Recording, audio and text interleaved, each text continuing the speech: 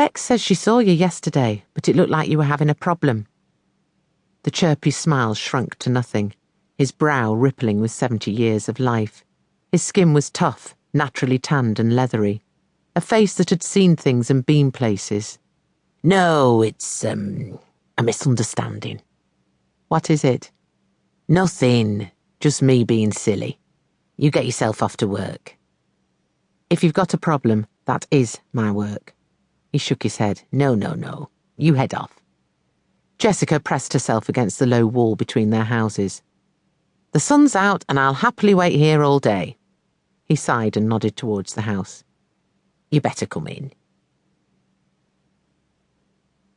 The layout of Alf's house was a mirror image of Jessica's. The carpets, wallpaper and framed photos were older, but everything was infinitely cleaner. Jessica felt like she was bringing down the value simply by being there. Alf led her into the kitchen, where there was a small dining table, a place for one already laid. The sight of the single set of cutlery and lone chair made something twinge within Jessica. She spent her days running around, trying to track people down. Yet there was a lonely bloke a few meters away, and she hardly ever said hello. On the counter, a small steak was defrosting on a plate, with a potato, 2 carrots and a tub of gravy granules nearby. Everything needed to cook his tea. A plate and butter knife rested on the draining board, small pools of water underneath. His breakfast already cleaned away. She wondered how much of his day was pre-planned, a neat routine to keep himself busy. Jessica hovered close to the kitchen door, letting Alf fuss. He seemed excited at having someone there, filling the kettle and hunting through his cupboards for a second mug. He pottered to the kitchen, taking out a glass milk bottle.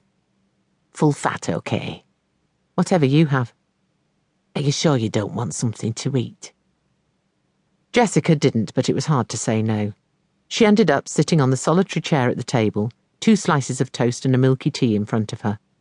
She'd told him no sugar, but he'd forgotten and put some in anyway. With nowhere else to sit, having insisted she take the chair, he rested against the counter, watching her eat. What happened yesterday? Jessica asked.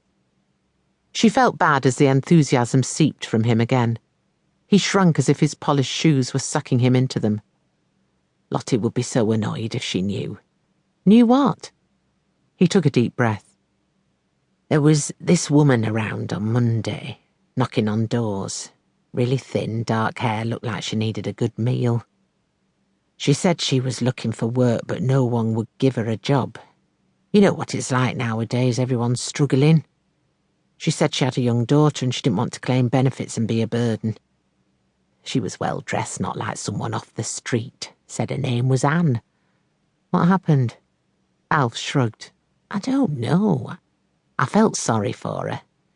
She seemed like my Lottie. In my day, you'd go from school to work and you were set. Now everyone's after the same jobs. You see 'em on the news. I thought I'd help her out. He pointed towards the living room. I've got years' worth of bills in there. Been meaning to go through them, but never quite got to it. I thought that if she could sort them, I could have a bit of a clear out. I didn't really have anything for her to do. What did she do? He sighed again, shaking his head, looking away from Jessica. He didn't want sympathy. It's different for you now. You're brought up to trust banks, but I learned from my dad. He used to get paid in cash. He'd buy his ciggies, then come home and stuff the rest in the mattress. Oh.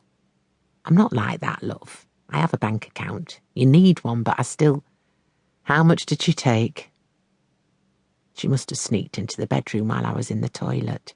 It was under the mattress. Years' worth. How much? Of course it's my own fault. Lottie's always telling me not to be so trusting. Jessica waited, an uncomfortable silence filling the kitchen. About 6,000, Alf whispered. Perhaps more. I don't really count it. With that, he burst into tears, chest bobbing up and down as Jessica held him on her shoulder, wondering what on earth she could possibly say.